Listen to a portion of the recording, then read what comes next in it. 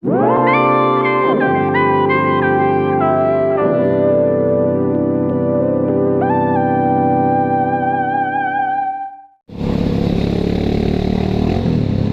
maswerte pa rin ako sa biyahe ko ngayon. Kasi according dun sa balita, magpo 46 daw ang heat index ngayong araw at saka bukas. Buti na lang ngayon pa uwi ako, medyo makulimlim na. So ramdam talaga yung pagpasok ng summer. Pero kanina nung nandun ako sa building, titignan ko yung labas nung mga siguro bandang alas 2, alauna, mga ganyan. Sobrang init, kaya hirap magtangka lumabas sa mga ganong oras. Kaya yung mga nagtatrabaho ng ganong oras, mga ganitong mga driver, mga delivery rider, tapos yung mga traffic enforcer, basta kung sino man yung mga nagtatrabaho sa initan ng ganong oras, grabe, ang lakas maka-dehydrate nun. Kaya nga sabi nga doon sa balita highly recommended na dapat may dala-dalang tubig para laging na-hydrate yung sarili. Isipin mo yun, 46 at papasok pa lang tong bungad pa lang tong summer. Paano pa kaya sa kalagitnaan ito yung kalakasan na ng init ng summer. Ramdam na talaga yung global warming. Malamang nga kung ganung oras ako bumiyahe kanina, mga bandang alas 2, alas 3, yung katirikan, sigurado tostado na naman yung mga braso ko. Hindi ko lang kasi akong yung sleeves, or hindi ako naka jacket. Yun ang problema kapag sobrang init.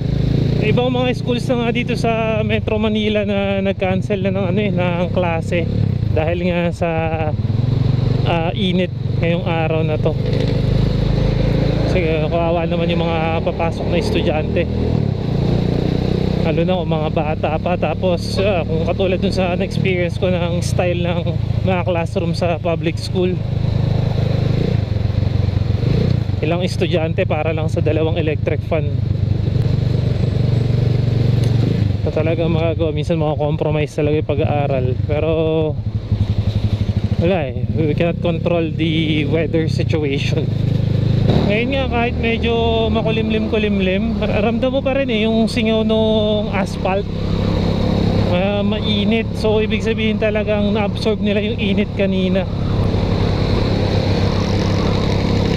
At simulaan na rin ang nakatakot-takot na bayarin sa Meralco or sa kuryente. Siyempre pagka mainit, it's either gumagana na yung aircon, tas plus electric fan. Mahirap kasi maglalabas ng bahay pag ganung mainit yung panahon. Yun lang, medyo weird umaambon ngayon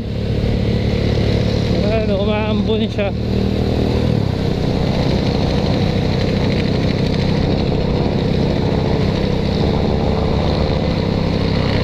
Hindi ko lang alam kung itutuloy yung ulan, pero ambon-ambon pa lang Yun pa yung isa, kung halimbawa sa init ng panahon kanina, tapos biglang ambon-ambon lang o saglit na ulan, lalo lang sisingaw yung init. Very unpredictable na talaga yung weather. Hindi na malaman kung gusto bang umaraw, gustong umulan.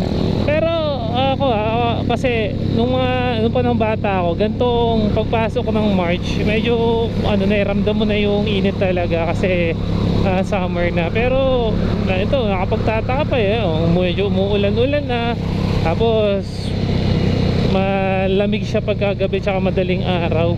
Pero pagka tanghalin tapat, asahan mo talaga matutuyot sa init. Siguro hanggang dito na lang tong random vlog na to. Kung halimbawa magpapatuloy yung pag-increase ng heat index for the succeeding days, succeeding weeks and succeeding months, dahil nga papasok na yung summer at very unpredictable na rin yung weather.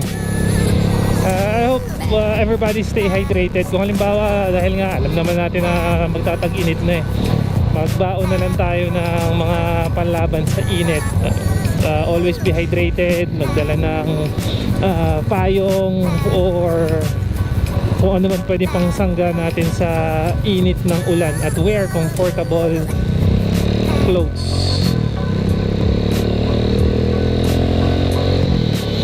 kita nyo, biglang lumiwanag na naman, no? Kaninang madilim tapos biglang liliwanag.